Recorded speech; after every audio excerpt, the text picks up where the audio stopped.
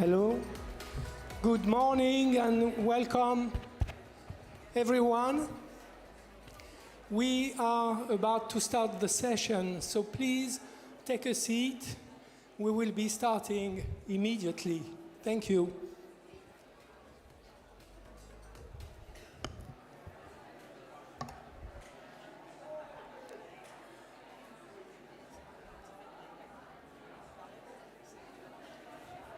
Bonjour à toutes et à tous, bienvenue à Nice.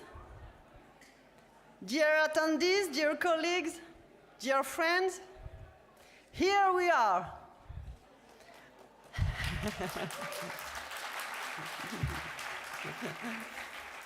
After being postponed twice, the HEPA Europe conference is back.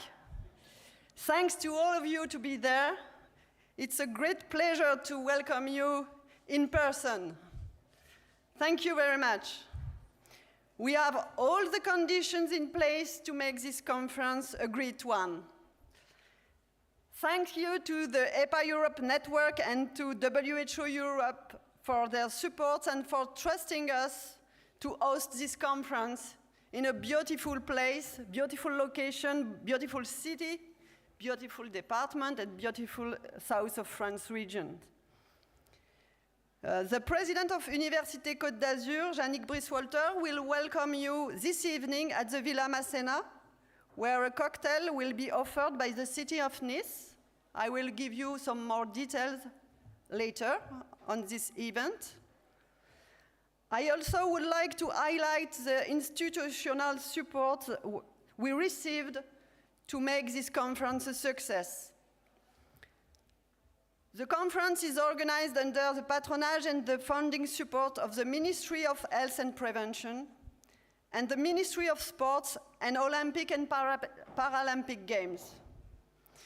We also would like to thank the following institutions for their support: the French Agency for Food, Environmental and Occupational Health and Safety, which particularly support the Early Career Award, and the winners will be announced at the closing ceremony. I would like to thank also the French Institute for Public Health Research, the French National Cancer Institute, the French National Public Health Agency, the French National Authority for Health, the French Society of Public Health, Paris 2024, the organizing committee of the next Olympic and Paralympic Games, but also the local governments, the South of France region, the Departmental Council of the Alpes-Maritimes, the Métropole Nice-Côte d'Azur, and the city of Nice. We would like to thank all the members of the scientific committee for the work done to review the abstract. Many thanks to the members of the organizing committee for the work already done and the work to come during these 3 days. Thanks to the students involved. I hope it will be a great experience for them to be there with you. And a big thank you to all the people from the university who helped in one way or another to organize this event. It's a great pleasure to have you all there. I hope I will have time to say hello to each of you during these 3 days. And now I give the floor to Kremlin Wickramasinghe as representative of WHO Europe, which is co-organizing this conference. Please, Kremlin.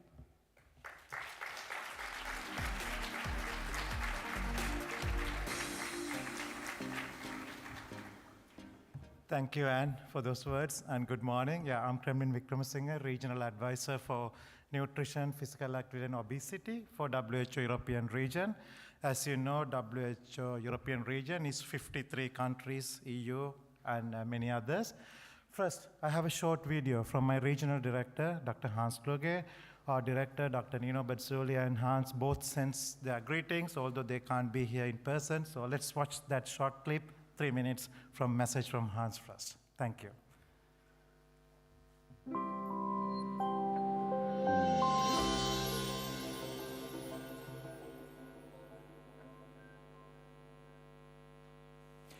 Dear HEPA Europe members, distinguished guests, colleagues and friends. On behalf of the WHO Regional Office for Europe, I would like to welcome you all to the 2022 HEPA Europe Conference in beautiful Nice, France. The health benefits of regular physical activity are now widely recognized. Despite this, if current trends continue, the WHO European region will not be able to meet the target of a 15% reduction in physical inactivity by 2030. Innovation is needed if we are to turn this around. We must ensure that research and policy come together to ensure that physical activity is ingrained as part of daily life, like I am doing, biking every day to and from the office. Collaboration and partnerships are essential. Researchers, policymakers, and practitioners must collaborate with each other, but also across sectors and with new partners. We are very proud that for the first time, we have been able to bring the EU physical activity national focal points and physical activity researchers connected to the WHO HEPA Europe network all together to this conference in Nice to foster much needed collaboration. This is putting the principle of the European Programme of Work, United Action for Better Health, into action. New research findings must also be communicated to decision makers at all levels, from national governments to local municipalities. And the current challenges faced by our governments should inform the future research agenda. We must endeavour to make sure that research is precisely targeted to the needs of local communities and help to reduce inequalities. The HEPA Europe network and all of you are playing a leading role in these efforts. WHO and HEPA Europe have today published 2 special supplements in the European Journal of Public Health on the theme of an ecosystem approach to health-enhancing physical activity.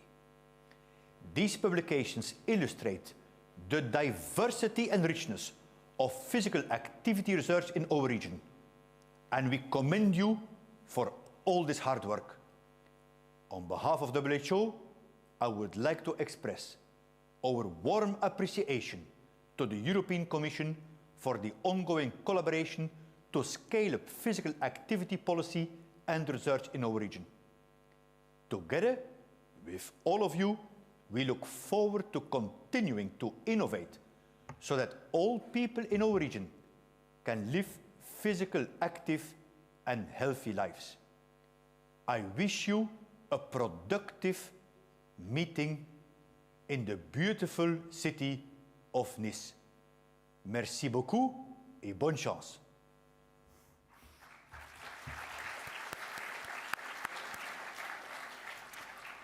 Thank you. Yeah, let me start by saying again, thank you, very warm thank you to Anne.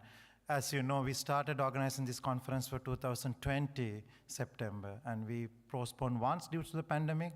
Then we opened the abstracts again, and we were ready for 2021. We saw another wave of COVID coming, close it, and open for abstracts again for 2022. You need to have a lot of stamina and commitment to go like that from organizing committee. And thank you to everyone at the university for your passion and commitment. And we were worried that we won't be able to come to Nice, but you made it happen. So thank you. And as Hans mentioned, we also have our official delegates from all EU countries, physical activity focal points at this conference. We had their focal point meeting yesterday, and they are joining the conference today. So we want to thank Ministry of Health France for facilitating all this meeting. On behalf of WHO, I want to thank the colleagues who are here from Ministry of Health for the focal point meeting and also for the conference, their continuous support. and appreciation to continue these collaborations and organize the events in France. With that, I also want to thank all the focal points who are attending this conference. If I can take one point from our regional director's message, it's about connecting researchers, practitioners, and policymakers. And I know all of you who are here because you want to influence research, you want to influence practice through your research. That's why you find HEPA Europe an interesting conference to come. What we really want is now to make the HEPA Europe the platform globally, that's our ambition, the best platform to demonstrate how to do that. How can we institutionalize a mechanism to inform practice through good research, through a network of researchers, and bringing governments, WHO, technical agency, and research institutions together. And these research institutes who are members of this network have been vetted by WHO using our frameworks engagement for non-state actors for due diligence, conflict of interest, funding. So as a government, we have already done the hard work for you by identifying researchers who can be independent as much as it could be in their advice and technical expertise to you. So we are creating a platform where our government focal points can go to identify researchers and experts for their needs to help their agenda and their work. And we know these things don't happen automatically, so we need to create activities to do that. Yesterday, we had the HEPA Europe steering group and chair coming to the focal point meeting to explain how HEPA Europe works and the working groups. So our focal points also get to know about HEPA Europe. And I'd like to invite you all today during the lunchtime, what we call marketplace, for the first time at this conference. We have given a desk for each EU member state to discuss one of their current policies that they're trying to implement or evaluate. And then as researchers, you can go around and meet them and talk to them, because we believe this personal connection with the focal points, practitioners, about your research interest would be the best way to go forward and build that for future. So they can get to know your research strength. At the same time, as researchers, you can get to know what are the needs of practitioners in our governments, in our region now. So in your future funding proposals, you know countries where you can apply those things, but also topics that could be meaningful to change policy. We know that there is an era that when you apply for research, you get a letter and say, my findings will be communicated to the government and they will use it. We want to go beyond that letter, but actually make it happen, right? From the beginning, talking about the projects and really creating a network. So it's WHO Europe's dream that HEPA Europe will be seen as the globally best platform for this applied research to inform practice through research. And I really hope the future researchers, PhD students will see as HEPA Europe conference the place to go for that. I hope you all will play a part together with WHO and member states and the HEPA Europe Steering Committee on that. And finally, I would really ask you to look at the working groups of HEPA Europe and sign up and be active. That's how, as WHO, we would use the expertise. We would talk to the working groups and ask them to develop us a review or develop a tool, for example, how to improve physical activity in workplaces, or how to use sports club to promote physical health, enhancing physical activity. We will go to one of those working groups to coordinate that product. So if you as a researcher and a member of HEPA Europe want to be part of that, the mechanism is through the working groups. So please look at the working groups and sign up. And if you, today when you talk to our colleagues, the focal points, if you identify a topic which is not represented in working groups, please talk to the HEPA Europe chair. I'm sure there's opportunity. So the opportunity for collaboration and scaling this up, what it really means to connect researchers and practitioners is here in this room. The scope is limitless, sky is the limit, so come up with ideas, we are happy to hear. Only thing is we don't have money here, but we have a lot of energy and common agenda. And I'm sure that goes a long way together with our common commitment. So I want to also thank our past chair of HEPA Europe, Professor Wanda Wendelwas, for her commitment to really connect the HEPA Europe network and focal point during her time. We did a lot of thinking and strategic thinking to bring that vision together, and but we had to postpone the conference. But thank you, Wanda, for I really enjoyed working with you last 2 years and putting this together.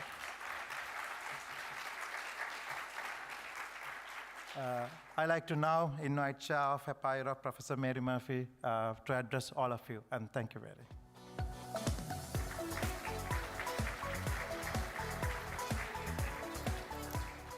Bonjour, bienvenue à Nice à HEPA 2022. On behalf of the HEPA Steering Committee, I'm delighted to welcome you to our HEPA conference. The HEPA network is a family, and it is so good, finally, to be able to gather our family members all together. So to those of you who are our more long-serving and older family members, we welcome you back. To those who are new and who are attending for the first time, we welcome you into our family, and we hope that you will enjoy the next 3 days. As Kremlin said, back in 2018 in London, when we were hosting our conference, we had a number of bids to host the 2020 conference. We decided about 2 years out. And at that point, we were so excited to choose Nice as our location, and we were all looking forward to being here in September 2020. COVID had other plans, and as we all know, and you've heard already, there were delays, and it had to be moved not once, but twice. And for an organizing committee, I organized the one in 2016 in Belfast. For an organizing committee, that is a great amount of administration. In essence, it's like organizing 3 conferences in 3 successive years. So I would first and foremost compliment Anne and her team for their endurance, their willingness to work with us, and for putting on what will be the largest HEPA conference that we've ever had in our history with 350 delegates. Thank you, Anne and her team.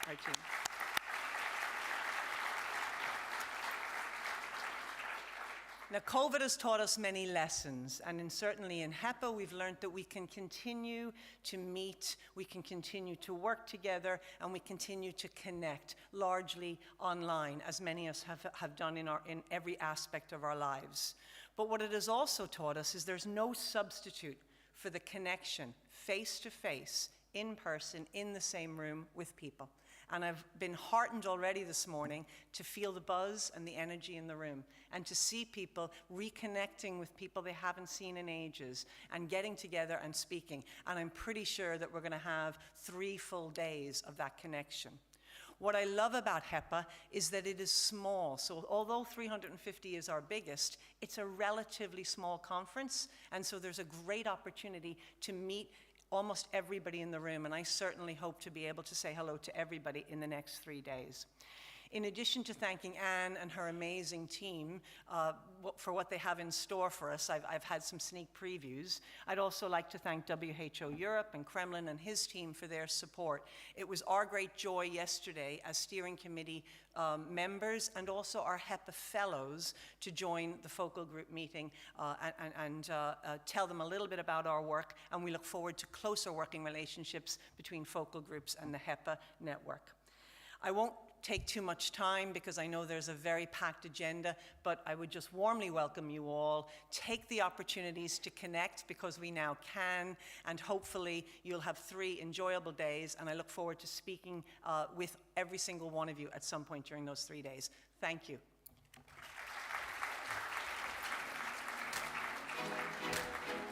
Thank you very much, Mary. I would like to give the floor to Karine Papy. She is the Vice President of the Departmental Council of Alpes-Maritimes. She will tell you a few words. Please, Karine.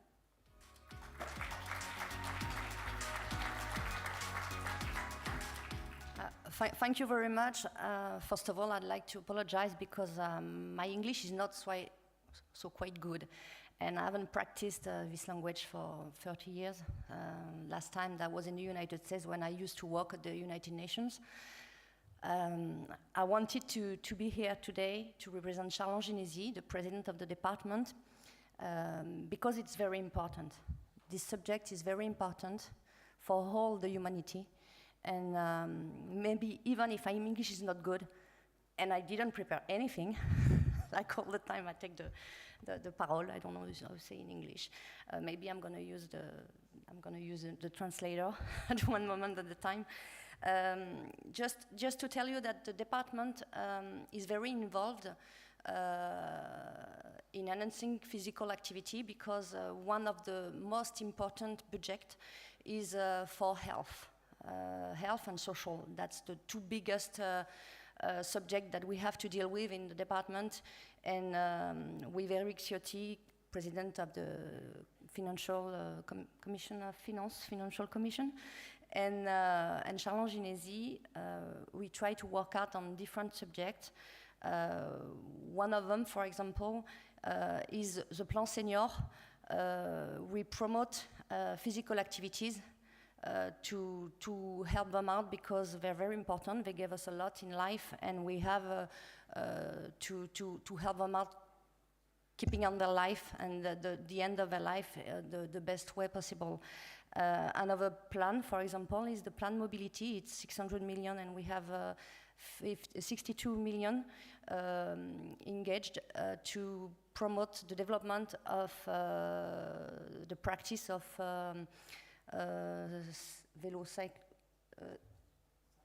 cycling. Voilà, promote cycling because we think it's very good for health and also for our environment. So that's all kinds of projects and plans that we put in place to deal with this subject. I'm happy to have you all here today because you're all very important, because you all work out on these competencies, and it's all together that we can make a better world tomorrow. So I hope you're gonna have a great conference. Welcome to Nice, welcome to this beautiful territory. I hope that you will find time to visit our beautiful landscapes. It's just one of the most beautiful territory in the world.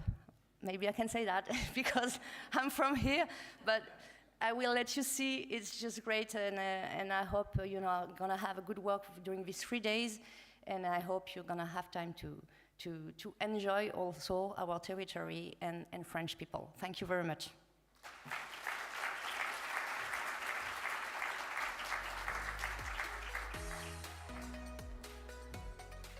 Thank you very much, Karine, for this talk. Now maybe I should give you some details about the organization of the conference, if I may. I have few slides. So first, you have a map, a plan of the location where you are. So we are in the Riviera room, on the right. This is the first floor of the hotel. So we will have some plenary session here and some oral parallel sessions, but also symposium. You have the program on TV and the welcome reception, and in the hotel, in the other part of the building. We will have lunch in the Salon Azur, where you had the coffee break this morning. So we will have coffee break and lunches there. And we have, next to this room, you have to go downstairs and then go on your left, and you will enter in the Hyatt Hotel, and you will find the 4 rooms where we will have other sessions. So this is at the 3rd floor of the Hyatt Hotel. And you have the map also. You have the 3 main rooms up of the slide, and one smaller room, the Bossa Nova room, but all the rooms are in the same area. So if you find the hotel, which is close to this place, you will find the room. Don't hesitate to ask the students with the T-shirts and colleagues with the T-shirts of the university if you are lost. So you have the T-shirt of the university, so I think you have seen many students, many people with this T-shirt. Don't hesitate to ask them whatever you want, we will find a solution. For the Wi-Fi access, you have the Hyatt meeting. If you try to log in, it works. And the password, you have some flyer all around if needed. You can download the app of the conference. Most of you downloaded before coming, but you can do it and use it and post your poster and ask questions to speakers and say what you like in the conference, whatever you want. You have different services on this app, so don't hesitate to download it, and you can also tweet and use the hashtag HEPA Euro 2022, please. Thank you. Then we had the 2 supplements published, as it has been said previously, so you can go through, one with several papers on the topic, and one with all the abstract of the conference. This is online supplements, so you can access for free. Then we will have a group photo in the stairs. Not in the stairs, sorry, we changed because we are too much in this room. So we will stay here, please, right after the first keynote. But we will manage that. So it will not be in the stairs, and I had no time to change. But it seems that you are too much. But okay, it's okay. we will stay there. We have a big room, and it's okay to do the photo of the big HEPA Europe team. Then this evening we will have a cocktail at the Villa Masséna, which is not so far from here. When you go out, you turn on your right, and then you follow the street, and you will access to the garden of the villa, but we will not be able to enter from this street, so we will have to go around to enter with via another street, but we will have people who will show you the way to go there. So you are all invited to this cocktail. It will be at 7 p.m. So it will start at 7 p.m. So please be there 5 minutes before, 10 minutes before. Please take your badge. We have a list. We have to see if you are registered. So please, if you have your badge, it will be easy maybe to see your name and to check on the list. So this is the map, but you will see the T-shirt who will show you the way to go, but it's on the right, and then on the right, turn on the right when you see the Negresco Hotel, which is a building, a hotel, a building with a pink roof. I'm sure you have seen it already. And it's there that we will have the dinner of the conference tomorrow evening. I think the last things to say is to invite the speaker to go in the preview room or to send the presentation as soon as possible so that we all is ready to launch your presentation on time. So enjoy the conference, I hope, and I'm sure you will. And now we will move to the first keynote. We are on time to do so, a bit in advance, but I think it's okay to start so that we will have time for the photo right after. So I would like to introduce Abby King. So Dr. King serves as Professor and Vice Chair for Academic Affairs of Epidemiology and Population Health, and Professor of Medicine at Stanford University School of Medicine, and is founder and faculty director of the Our Voice Citizen Science Initiative and Global Network. Recipient of the Outstanding Scientific Contributions in Health Psychology Award from the American Psychological Association. Her research focuses on the development, evaluation, and translation of public health interventions to reduce chronic disease and its key behavioral risk factors. She uses state-of-the-art communication technologies, community-based participatory research perspectives, and citizen science approaches to address health disparities among disadvantaged populations worldwide. Dr. King has served on a number of government task forces in the US and abroad, including membership of the US Department of Health and Human Services Scientific Advisory Committee on National Health Promotion and Disease Prevention Objective for 2020. She also co-chaired the Physical Activity Guideline in 2018 for American Advisory Committee. Everybody knows these guidelines, I'm sure. and was one of the 10 US scientists honored by the Association of American Medical Colleges in 2014 for outstanding research targeting health inequities. So I'm really glad to welcome Abby for a presentation, and I give you the floor.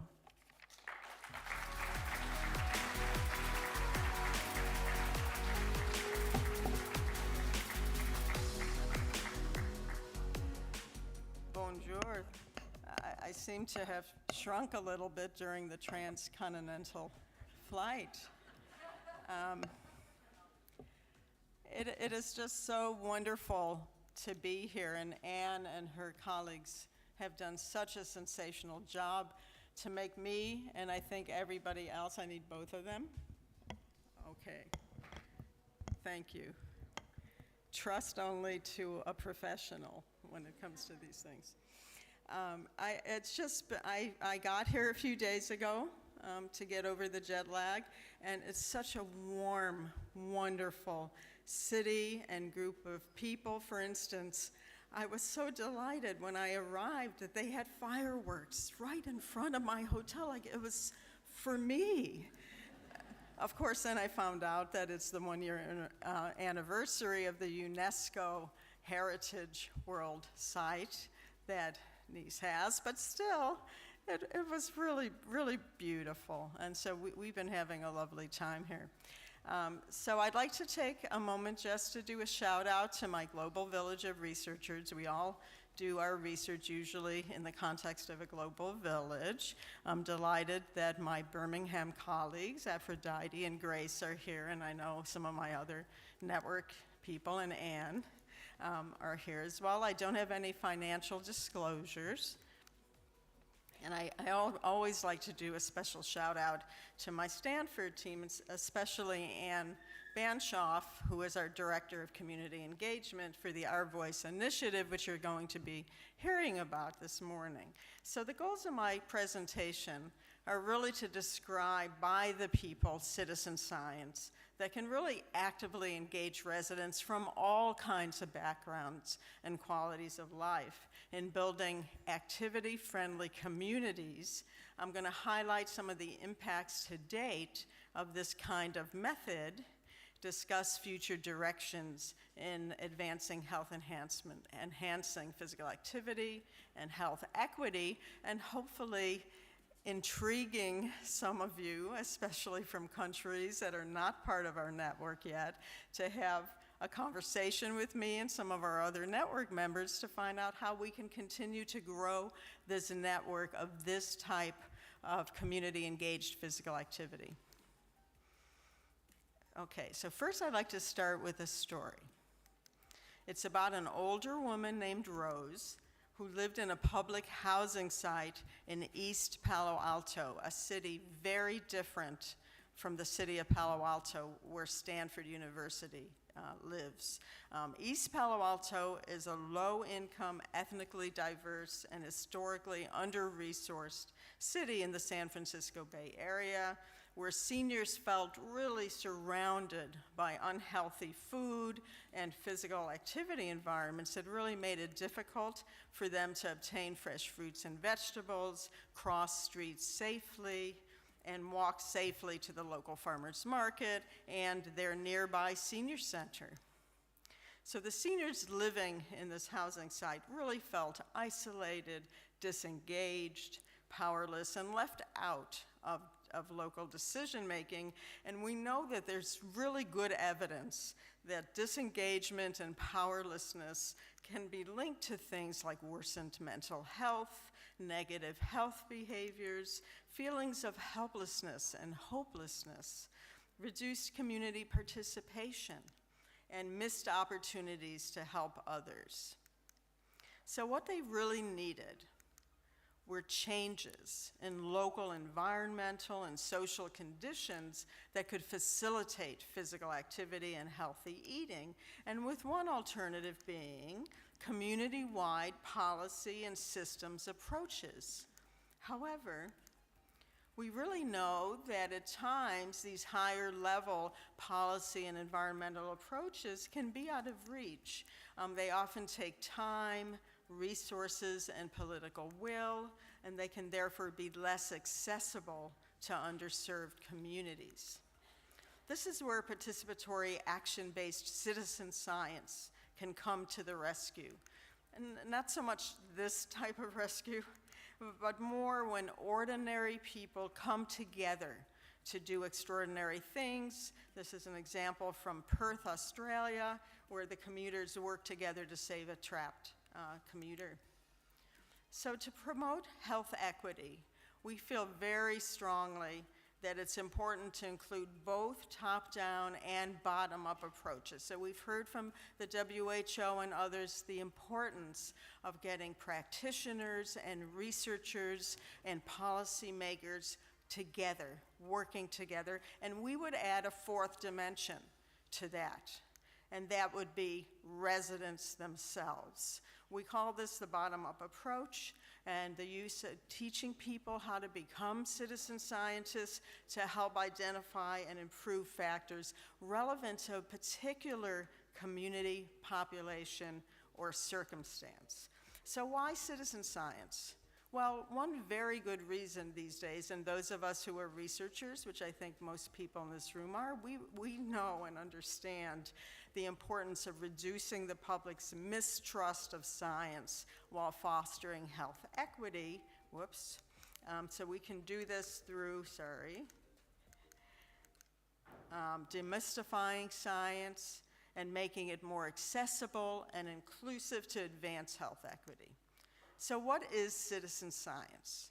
Well, in the US, it's a centuries-old tradition of resident engagement, and we use the traditional definition of citizen, meaning inhabitants of a particular town or city without regard to legal status. Today, there are at least 3 general types of citizen science. The first being citizen science for the people. This is the traditional kinds of biomedical research where residents are asked to donate biological specimens, questionnaires, all kinds of personal information. Their responsibility and collaboration generally stops at the clinic door in this kind of citizen science. The second is citizen science with the people, where residents are taught how to actively engage in data collection. This is very popular in the natural sciences, astronomy, biology, ecology. Again, though, those data are pushed to the researchers or to whoever else is collaborating and capturing those data, and the citizen science, their journey ends. What we like to do is citizen science by the people, where people learn how to participate in collaboration with researchers and policymakers in actually helping to set the objectives for the research in the first place, and to collect and help to interpret the data they're collecting and to work together to build solutions.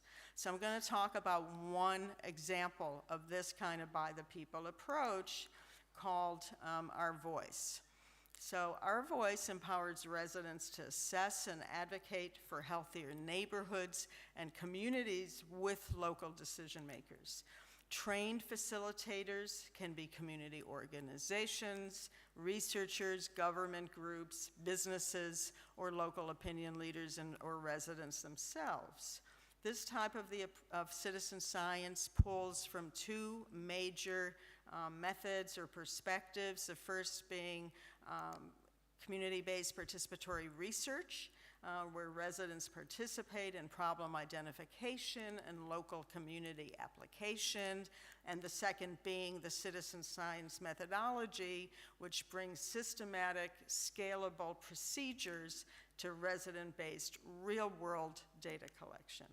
It's based on the premise that among the most underutilized renewable resources on the planet to promote both human and planetary health and equity are residents themselves. So Our Voice starts with a simple tool, a simple mobile app called the Neighborhood Discovery Tool.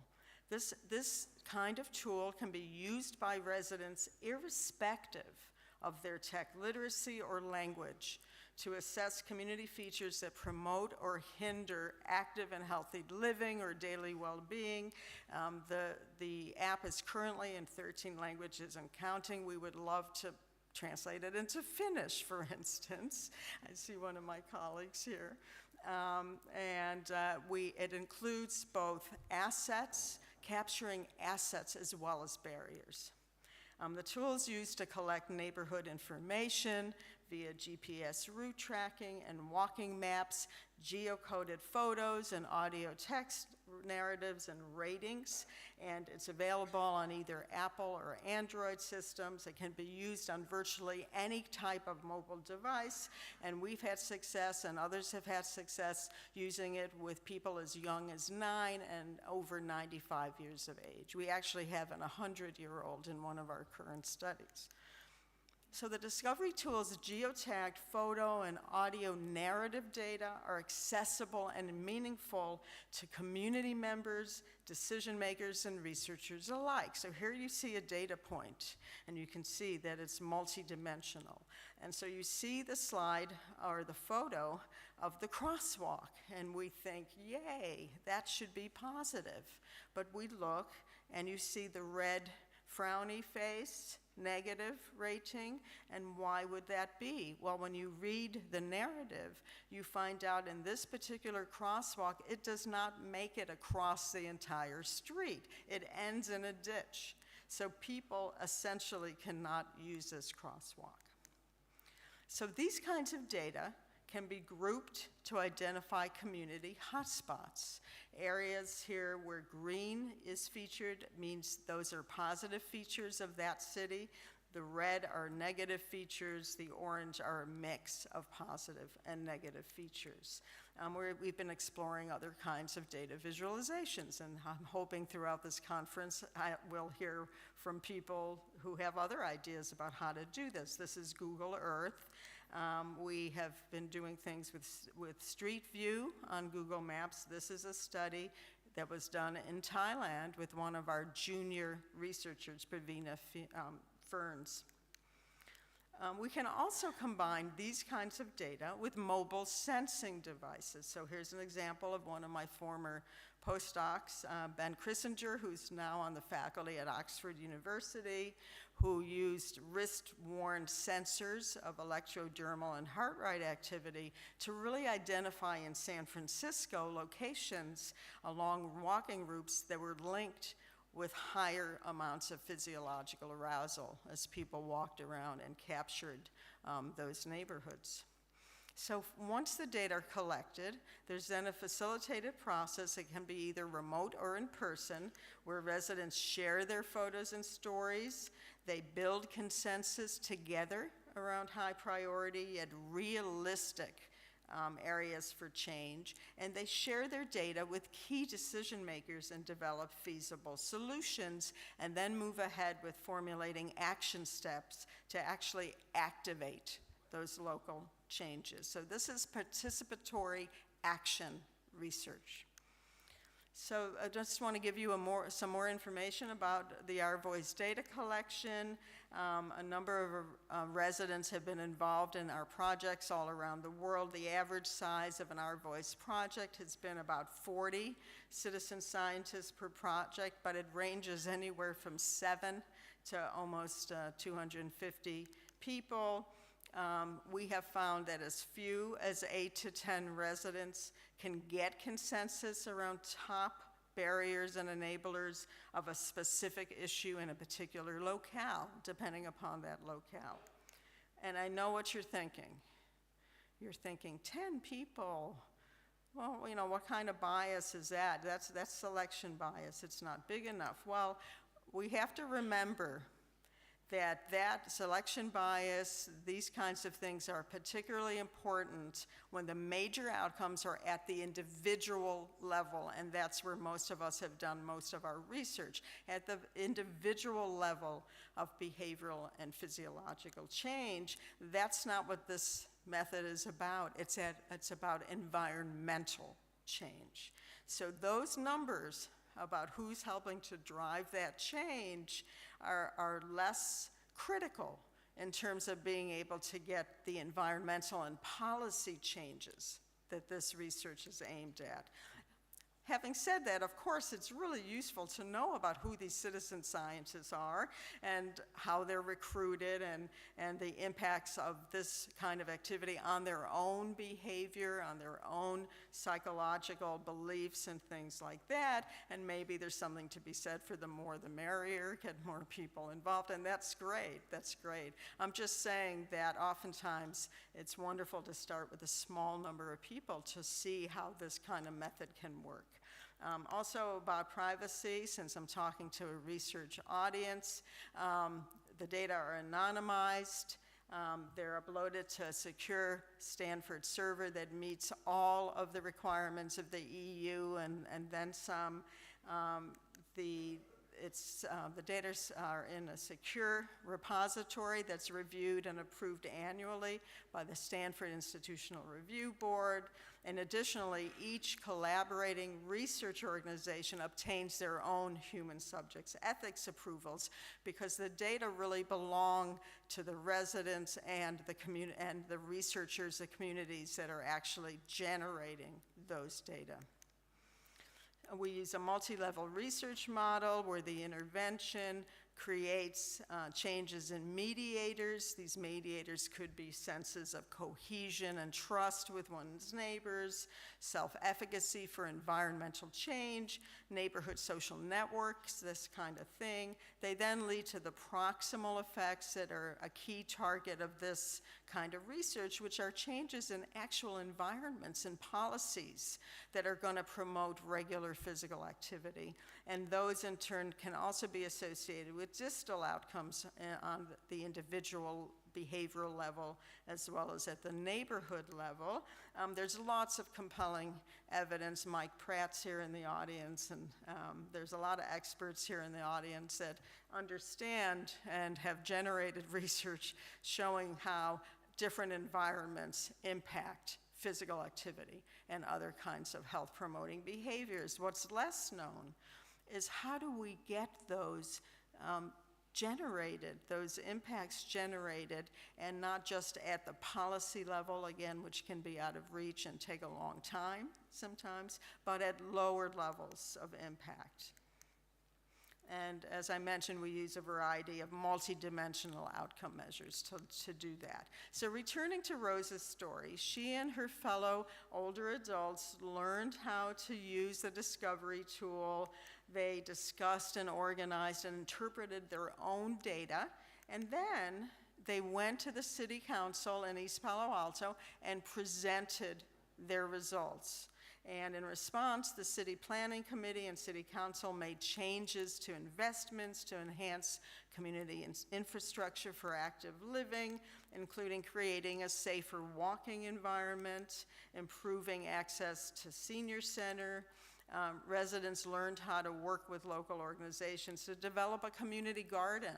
And then they learned how to cook the vegetables they were growing in the garden from other community organizations. They discovered that a nearby food market that they had been avoiding because they didn't think it had fresh fruits, when they actually went in, they found that they had a lot more fresh produce than they had originally thought. So sometimes you can find assets in your own community that you've been walking by and perhaps ignoring. The city appropriated new funds for environmental analysis, and there were reports among the citizen scientists on increases in social cohesion and engagement. So we've worked in 8 sectors and settings so far. Neighborhoods and communities at large, parks, greenways and waterways, schools, clinics, food outlets, work sites, public housing, and transit. And I'm just going to give you a taste of some of these, but just as an overview, we've had demonstrated successes and changes in environments and policies in often under-resourced communities, including things like infrastructure repair, supporting local walkability, supporting public transit, more greenery and gardens, healthier school environments and safer routes to school, increased access to healthy foods, more age-friendly community events and groups, safer indoor environments in rehab centers, one in Australia, safer activity supportive parks and recreational spaces, and increases in feelings of agency, efficacy, and connectedness among the members involved, the community members. Just to give you a taste of some of the designs, we've done comparison designs. This one was done with Safe Routes to School programs in a very under-resourced area in Santa Clara County, where I live. There were 2 elementary schools that were matched. One was getting the standard US Safe Routes to School program, the other the same program for the first time, plus Our Voice. And you can see how the one that received the addition of Our Voice held twice as many school Safe Routes engagement events, and that difference grew the following year. And they also had 1-year walking and biking rates that ended up being twice that of the Safe Routes program that was not receiving Our Voice. We also found in the same school district that middle schoolers are fantastic citizen scientists. They got the technology. They're fabulous. So anybody out there working with school populations, this is a wonderful method. We've done clinical trials. We just finished a 2-year National Institutes of Health, US NIH, clinical trial looking at what happens when you add Our Voice to community physical activity interventions that are being delivered in the community in under-resourced communities. In this case, it was inactive men and women living in or around senior affordable public housing sites for all of those working with older adults. These data are for you. We randomized 10 of these housing sites to get either the regular behavioral physical activity program with a control sort of comparison health education program versus the same physical activity, behavioral physical activity program with Our Voice. And we found in the Our Voice arm or condition, there were far more greater numbers of things like sidewalk repairs happening. They got the local community to remove overgrown shrubs and things that were blocking their sidewalks and walking paths.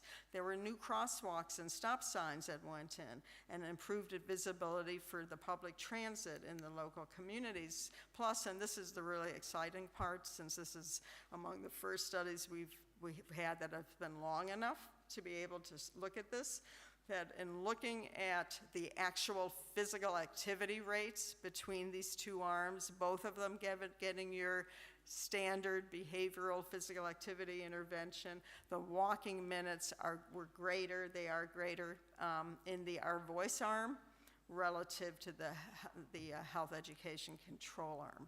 And we're gonna follow these seniors out to 2 years to see what happens.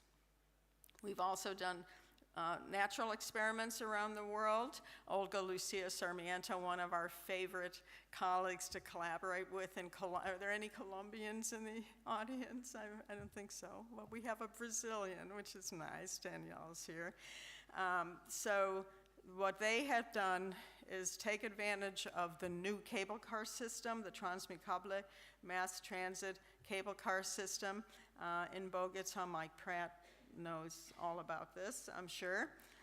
So Colombia has put in this new cable car system to reach the poorest parts of Bogota. And so they were able to do a natural experiment where they included one site, one part of that area got the transit station first, the other was waiting for it. They included Our Voice as part of that. They found a lot of changes just by having the transit system go in, as you might imagine, the cable car system, but also the qualitative methods, including Our Voice. They were able to show added relevant themes not captured by your more typical traditional quantitative kinds of measures. So here they found through Our Voice and other qualitative measures increased social cohesion, feelings of local democracy, housing quality issues and local food issues. So we've been able to increase our network. We've done over 80 projects with our voice in 18 US states and over 20 countries spanning 6 continents. We've worked with over 30 universities as well as over 20 or so community-based organizations that actually have led themselves our voice project. So it doesn't have to always be the researchers leading these things. It can be community organizations and other stakeholders. The ultimate goal, whoops, and it's really small there, but the ultimate goal is to really build a national or an international platform, a global interactive map of the world with every Our Voice project on it that can be searchable in multiple languages and by a variety of things. Searchable by women, searchable by whatever the issue might be, sidewalks, safety, crime, whatever the issue might be in people's research. So that's the goal. And we're also working on linking these kinds of data with big data, which everybody knows is just accelerating around the world. So some of our doctoral students are working on linking big data with these kinds of micro-scale Our Voice data through mapping. This is an example of a map of the Social Vulnerability Index across the US and how you can add in and connect and integrate the microscale data. So by just clicking on one of those points, you can hear in people's own voices what the issues locally really are. It's sort of the color commentary, we would call it, in our football language. What are some of the challenges of this type of qualitative research? Many of our projects so far have used simple pre-post designs, short follow-up periods. It's important to have these longer follow-up periods to capture ripple effects. At times, as I mentioned, small numbers of residents as citizen scientists, even though this can be a very resource-effective way to change local environments. But you can have larger impact, obviously, with larger groups of people involved. And of course, like most research, keeping organizations and residents engaged over time is always a challenge. And some of our partners have come up with really interesting ways to do that.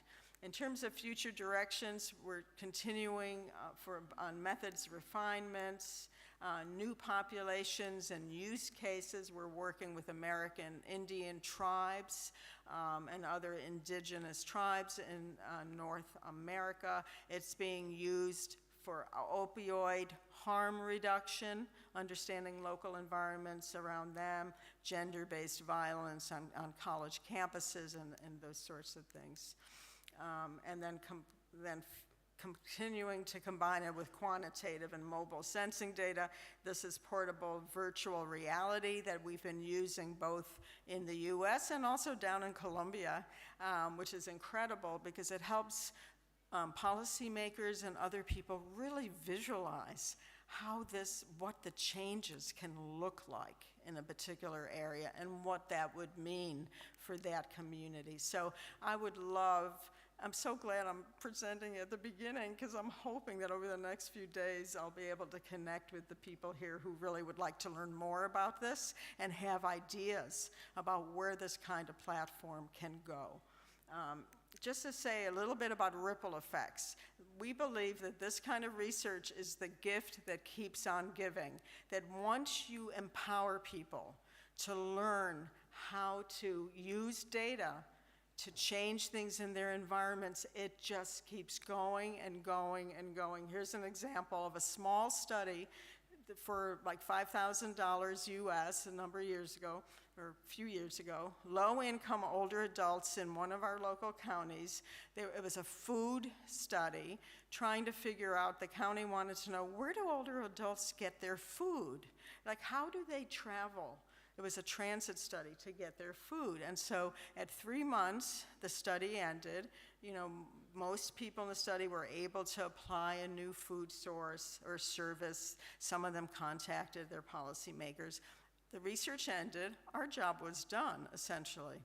Well, then we learned 9 months later that this same group of citizen scientists on their own improved a dangerous street segment using those same skills that they had learned during the first pilot study. Then we heard from the community, 12 months later, they were advocating for affordable senior housing. They went up to the state capitol in the state of California, in Sacramento, and advocated for senior housing. What does that have to do with food? Not too much, but it just shows how once people feel empowered and engaged, it's amazing what they'll do. At 24 months, 2 years later, they had worked with the school down the street to address speeding drivers in their neighborhood. So our question is, what's next? Where is this going to go? So we just briefly, we have a way now of capturing these ripple effects. It's called ripple effects mapping.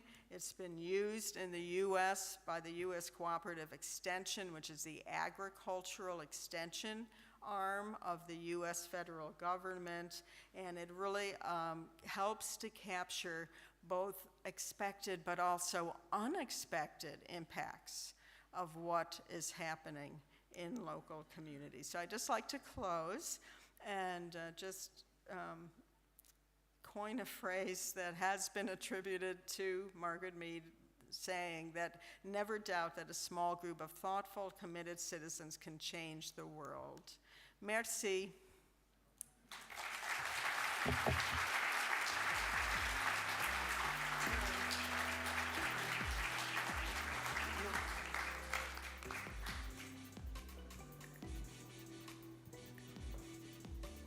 Thank you very much. Thank you very much, Abby.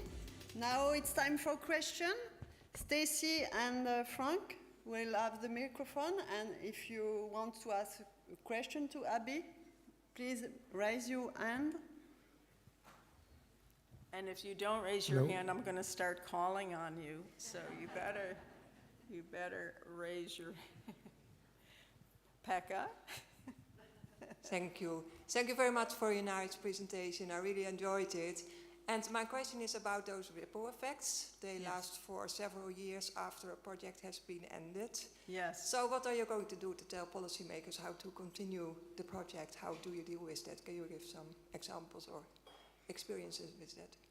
Yeah, well, so the researchers, once we teach people or we teach community, or it's a teach the teacher model oftentimes, train the trainer, and we do this all remotely.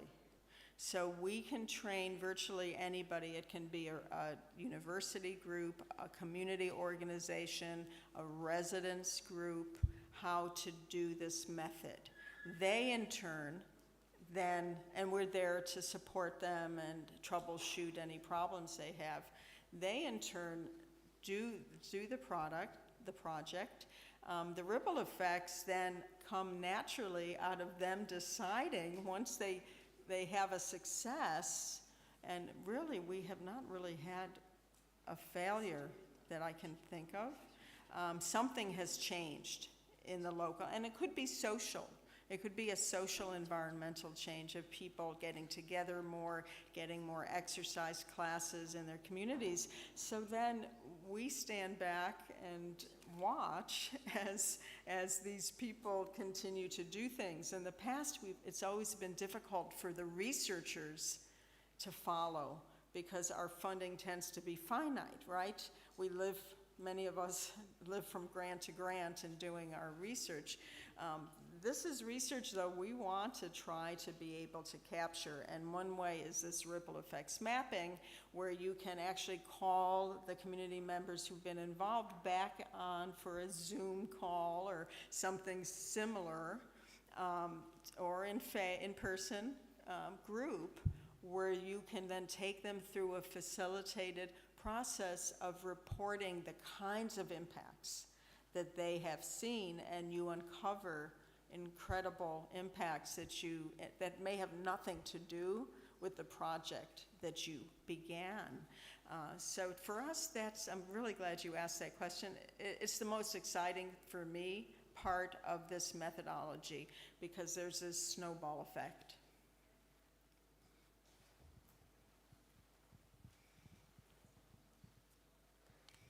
Thank you very much. I'm Audrey Denazel from Imperial College. Really enjoyed your talk. Thank you so much.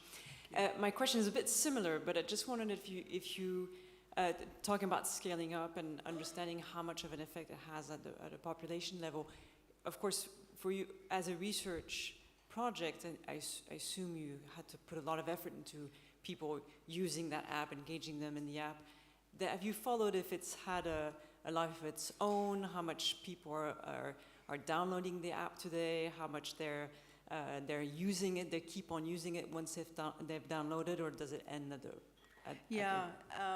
We're trying to capture that right now because of the funding situation, in the sense that we can't make it a free-range app, is what we call. If you think about the free-range apps, the commercial apps on your smartphone, most of us have an average of 100 of these. Behind every Google-driven app, there are 500 tech people keeping your app up and running through every upgrade, through every system change, through every phone change. Think about how often you change the kind of phone you have.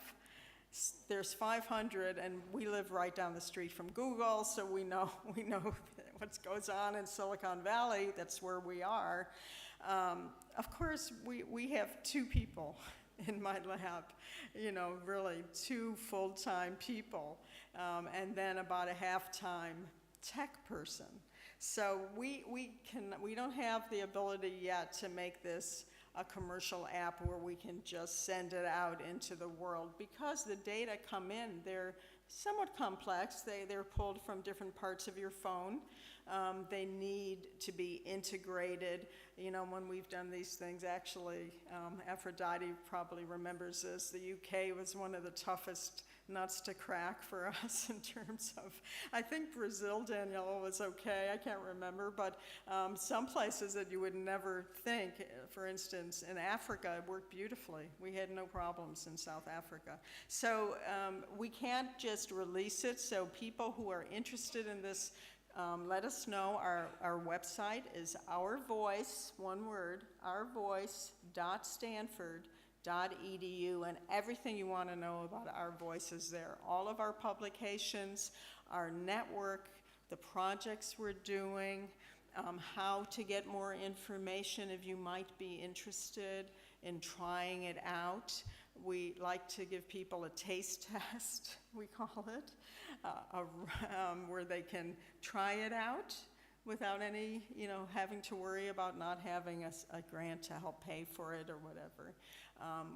We're a nonprofit, we're a university, we're a nonprofit group, so this is not to make money, but we have to cover our costs in some way.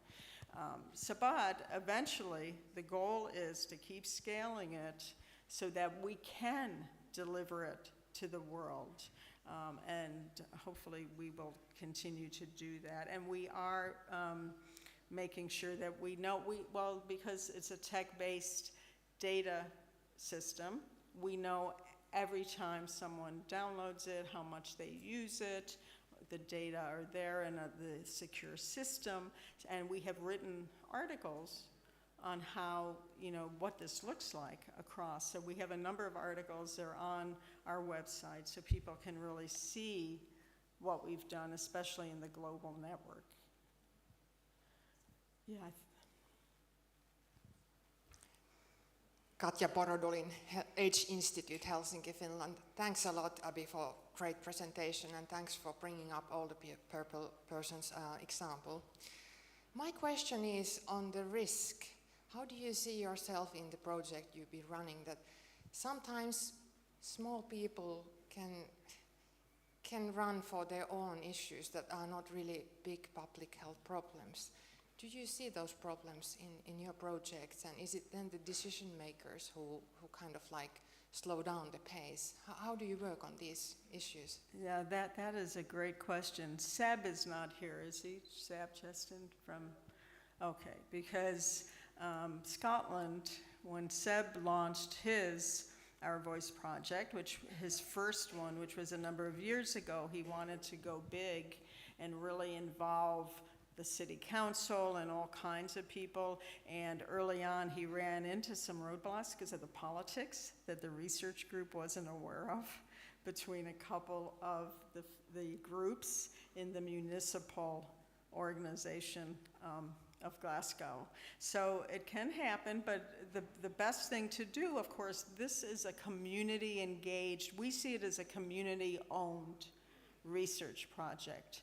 You know, we're there to assist, and the researchers are partners, but they're not necessarily driving it. And so you want to make sure that you've got the community involved right from the beginning, because they can say, this counselor hates this counselor and is not in favor of whatever, and this is the way we could work with that. So this is where the community voice is so important. And again, I would love to see the WHO add residents to their triad of engagement. It's not just about the research, I think, the research, the policy, and the practice. There's also the community members themselves, who are such rich sources of their communities and what's not working. I thought I saw another hand over here. Yeah.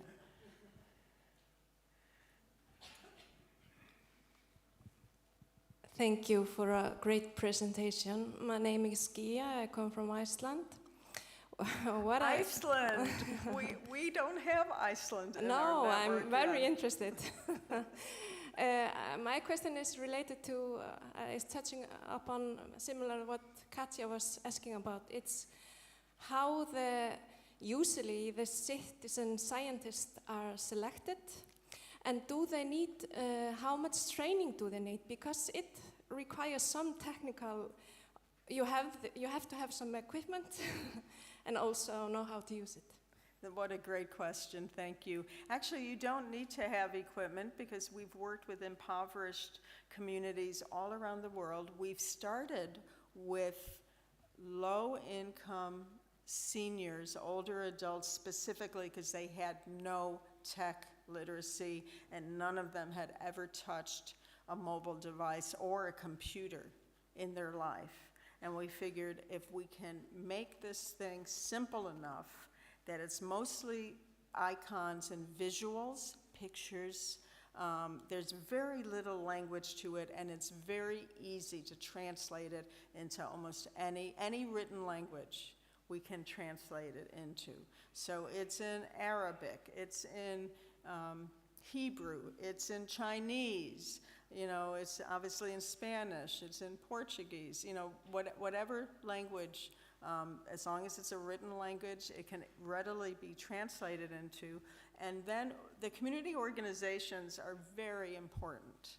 So whoever that partner is that has the same goals of community engagement, of wanting to improve the health of their community or the physical activity, sport groups are great.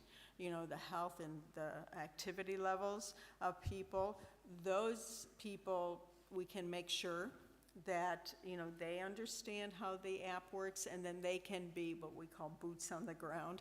They can be there to help people. Sometimes it means that one of the research groups or the community members who's trained can take others for a walk, and they can do it as a group. We make sure that people have the phones. We don't do that, the community does that. So if, for instance, we're working in the most isolated part of Alaska right now. The only way you can get to this part of Alaska is by plane. There's no roads, there's nothing there, except there are these villages of Alaskan natives who live there. They're doing it through track phones that the community organization who's involved has bought these track phones, so they just loan to people, because it's just a simple walk. People don't need to use this app the way we use our behavior change apps. It's a one and done, or maybe 2 walks that you can use. And so people can share those phones or those devices, and then they come back to the community organization. So did that answer your question? Yeah. And talk to me later. I'm sure we could translate it into Icelandic language.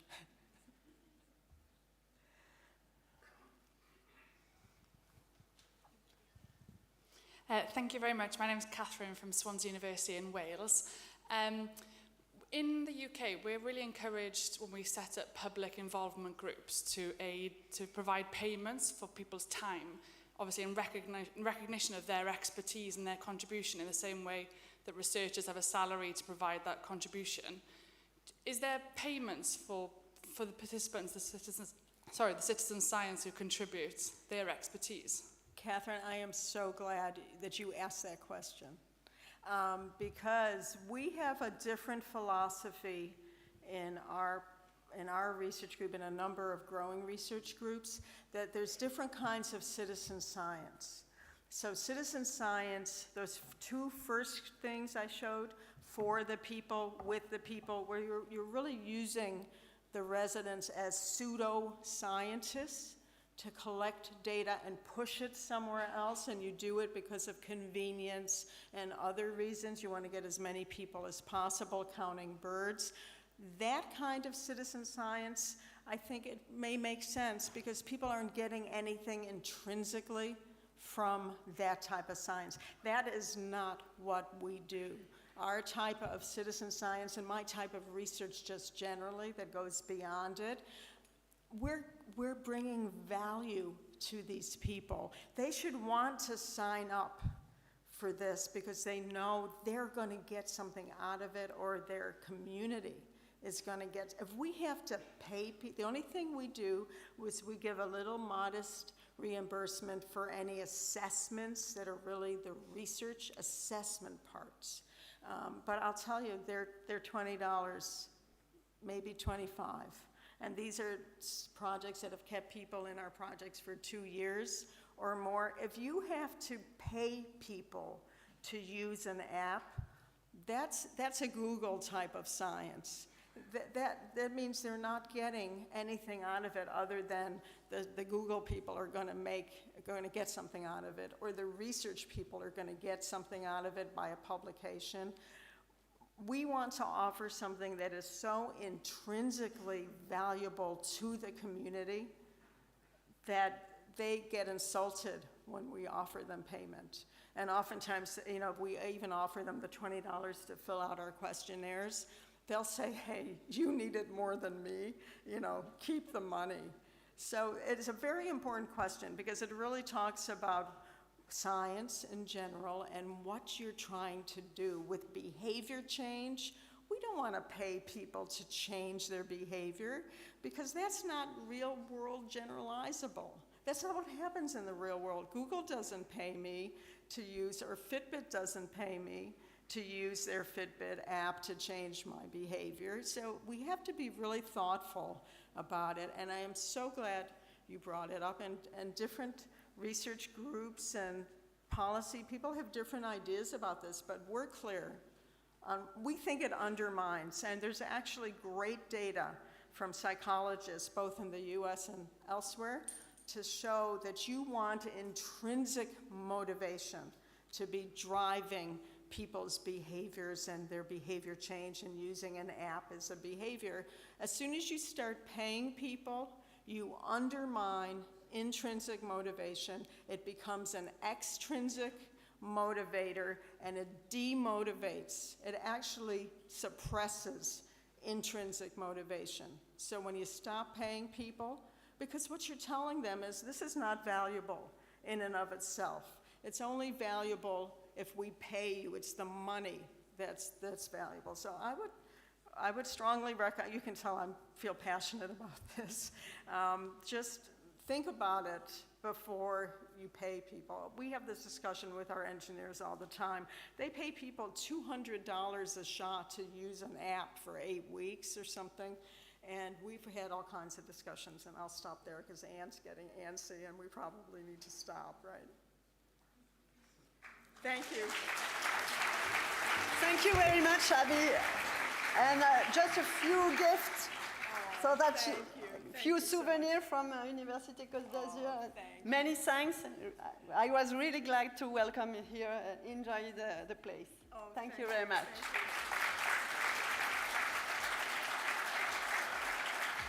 So it seems that it's time to be active, Stacy? Okay, so it's not my job. I let Stacy managing that. And I'm going to give you this. Okay. All right. So you guys have all been sitting here for about 2 hours now. Thank you for coming. I just want us to get up and move a little bit of mobility. I'm going to be cognizant that you might have on shoes and dresses that don't allow you to get a lot of movement. So right now, we're just going to start with a little bit of joint movement, starting up with the head. So nice and slowly, we're just going to turn your head to the right, and then back to the center, and then back to the right, and to the center. We'll do that 5 times, to the right and to the center. And once more, and then we're going to switch directions. And then let's go to the left, into the center. 5 of those. And that's 3.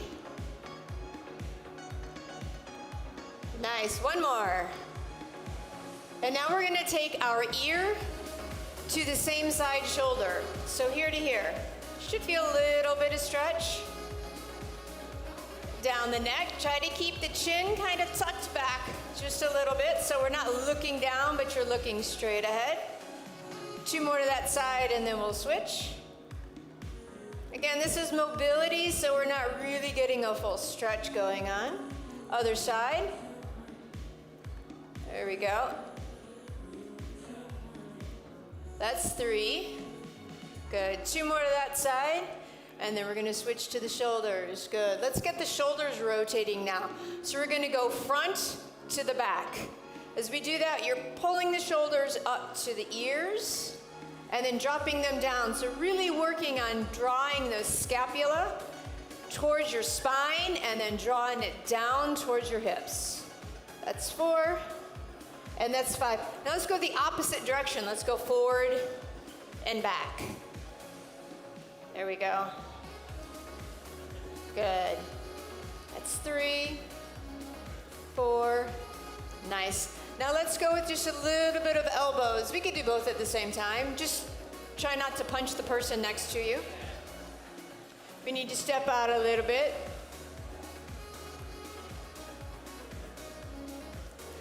Four. Good. 1 more here. And then let's do the wrists. Let's just roll the wrists in circles around. 3, 4, 5. Good. Let's go in the opposite direction now. Very good. 2 more here. And then we're going to move to your spine. Let's get the vertebrae moving just a little bit to the right and to the left. Nice and slow. Again, we're just trying to get mobility in the joints. Let's do 2 more like that. That's 1 and 2. All right, moving down to the hips now. Let's make some circles, big circles with the hips.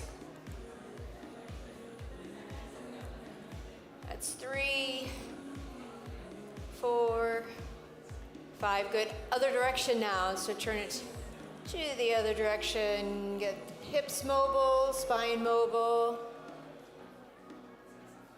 Good. We're going to drop down now to the knees. So bringing the feet together a little bit with the knees. Just kind of rotate the knees in circles again. Nice and controlled, nice and slow, relaxed. Good. 1 more here. And other direction now. Okay. For 1 more here. All right. Next one, we're going to go down to the ankles. So you might need to hold on to your chair. So you're going to point the toe, and then we're just going to roll the ankle into a circle. So we're going one at a time. Grab the front of the chair, or the chair that's in front of you if you need. That's 2, 3, 4. Same foot, opposite direction now. It's 3. Nice. Blood should be flowing a little bit. Now the other foot.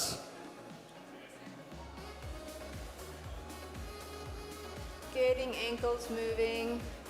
We don't want to get the heart rate up too high because we're going to have lunch shortly.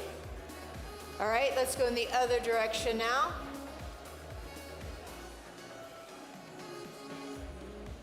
Four, 5, good. Now we're going to get a full spine, so we're just going to drop down. If you need to touch the seat in front of you, or as low as you can go, you're going to do a 2-second hold here, and then we're just going to bring it right back up. And then back down as 2. Getting a little bit of a stretch, but again, more mobility. We're not holding these for 30 seconds or a minute. That's 3. 2 more here, guys. That's 1. Fantastic. And 1 more. Good. Now this next time we're going to bring it all the way up and reach to the sky. Good. And then drop it back down. Just a touch. And then bring it back up, stretching. And here's 3. Up. 2 more just like this. That's 1. Very good. And last one here. All right. Nice job. Give yourselves a hand. A little bit of movement. So the next thing that we are going to do is a group photo. Again, I think Anne mentioned earlier, we have too many people to do the group photo on the stairs, so. No, we will try to have all of you move a little bit closer together so that we can take a picture with all of you in it. And I will ask the students to come here to the front. From Université Côte d'Azur. The students from Université Côte d'Azur, please, can you come forward? Where are the students? And please, Most of them are in the back. if everyone can move closer to the center to be on the picture. Thank you. Les étudiantes, Les étudiants avec Université les Côte t-shirts d'Azur, comme ça. s'il vous plaît, on veut vous voir. Avance. Approchez-vous. Ça réveille, hein. Allez, Les étudiantes, Lucie, ah. Allez devant pour la photo, allez. Allez-y. Allez, devant pour la photo. voilà, mettez-vous au centre et devant. Allez. Ah, parfait. We're getting pictures, so yeah. Je vais te mettre.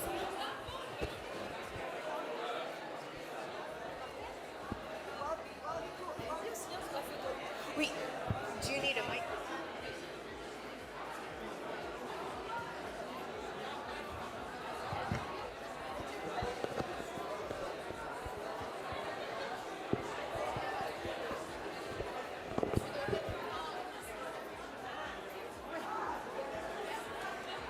You should.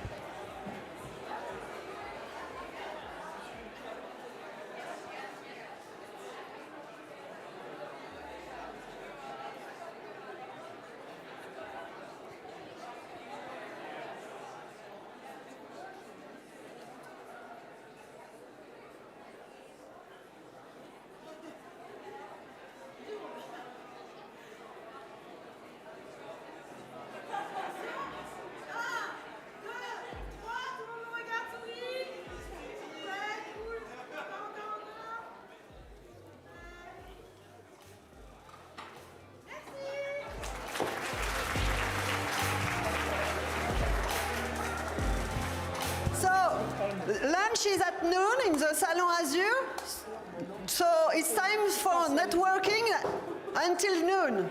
And then the door opens and we can have our marketplace. So be there, please. And you have time to visit the posters also if you want.